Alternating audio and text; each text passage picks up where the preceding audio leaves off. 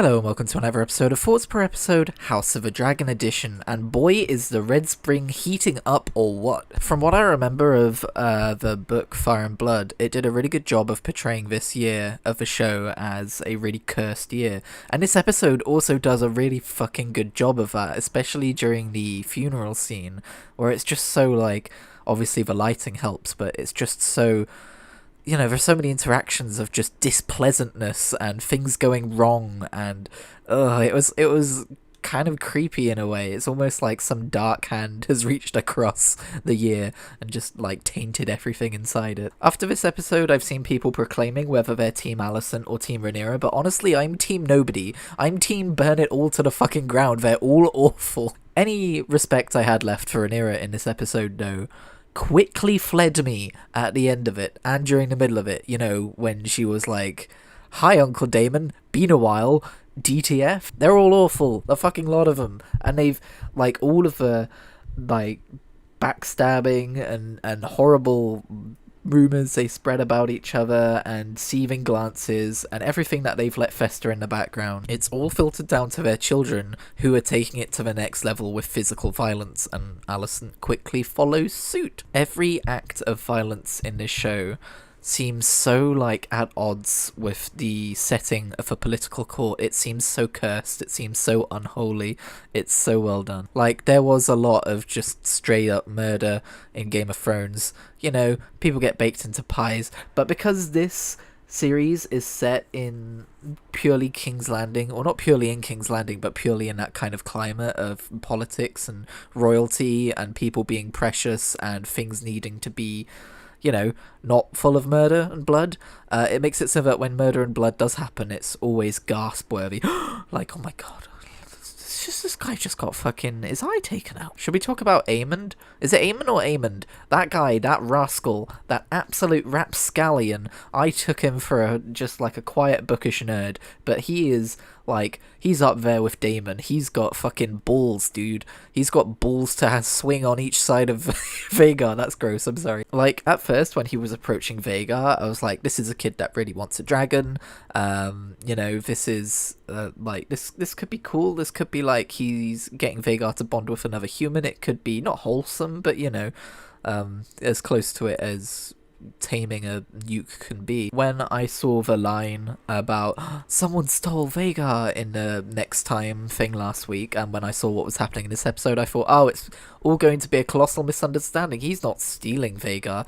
But actually the episode was like, no, he's straight up stealing Vhagar. Like, in terms of bonding with him, he's stealing the bond with Vhagar, and you see that later on when Vhagar flies away with them, away from Driftmark. By the way, did anyone catch just how fucking huge Vhagar is? I mean, I know it's been said how huge she is, but that shot of her flying away at the end of the episode to the boat, the absolute size of this lass, the absolute immensity of this girl. I was gonna say boy. I think I've already misgendered Vhagar in this video, but I just learned, damn it, she's a she-dragon. Can't say boy. Can't say boy. Also fascinating to see how Otto Hightower, now Hand of a King again, off screen, which was a little bit like, I wish we could have seen that conversation at least. It's fascinating to see that when Alicent is expecting him to come and give her a bollocking for what she did in terms of cutting Rhaenyra and losing it, he's instead like, I mean, it was inelegant, but holy shit, I have not seen that side of you.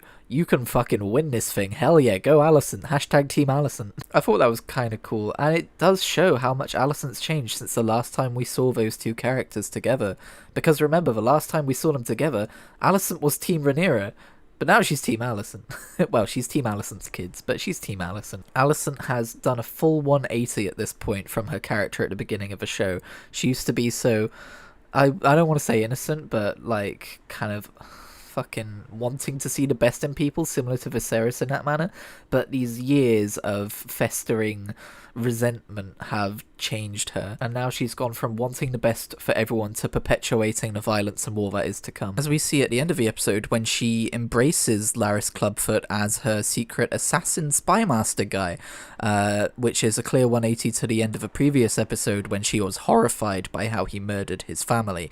So you can see she's still going down the path here. She's not in any danger of turning back and learning some morals. But yeah, as I was saying though, I like how Otto show in regards to Aemond is just like, hell yeah, dude, that fucking kid, that little rogue, he's just won us a fucking nuke. Hell yeah, dude. Team Aemond. That line is so badass as well when he's like, oh, it's okay, don't mourn for me, mother. I may have lost an eye, but it was a fair price to pay for a dragon. It's like, oh, fuck. This kid's fucking going places, dude. This kid's like the sleeper fucking hit of the Targaryen family. Also, I totally forgot that Viserys was his dad and not his granddad. Daemon said it best, where he's just like, ooh, yes, I've not been kind to you. Rhaenyra and Daemon. Rhaenyra and Daemon, Team not Rhaenyra, team anything but Rhaenyra. Team Rhaenyra can go fucking bury her head in sand. Team Viserys. The only bad thing Viserys did was doom his wife to death without her consent to get the kid. And that's a pretty bad thing, but in terms of everything else that's happened in this show, I feel like Team Viserys.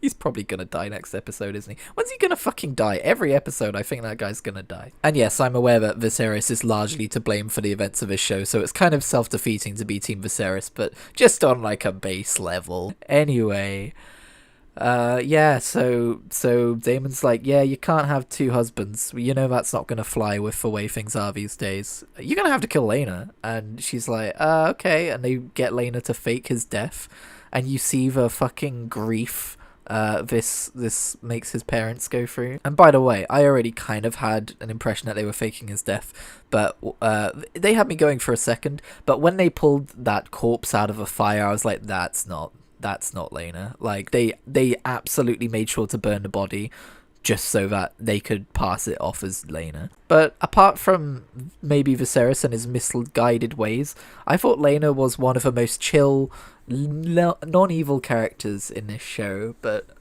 him faking his death, buddy, I get it. You want to run away from all your problems. You want to run off to Essos with your husband, but ooh, buddy. Yeah, I don't know that I'm investing in any character's well-being in this show anymore. Apart from maybe the guy who's obviously going to die in a minute. At least in Game of Thrones you could like the Starks for the most part. Anyway, that's going to do it this week. I'm not going to spend too long belabouring the point. There were just a couple of key points that were reaction worthy. Not going to go through this frame by frame. But thank you very much for watching. If you've got any opinions, feel free to share them down below. Maybe like if you liked the video, share it to people. If you're like, hey, listen to what this random guy thought about this random show. It's very much appreciated. Subscribe for more, and I will see you next week.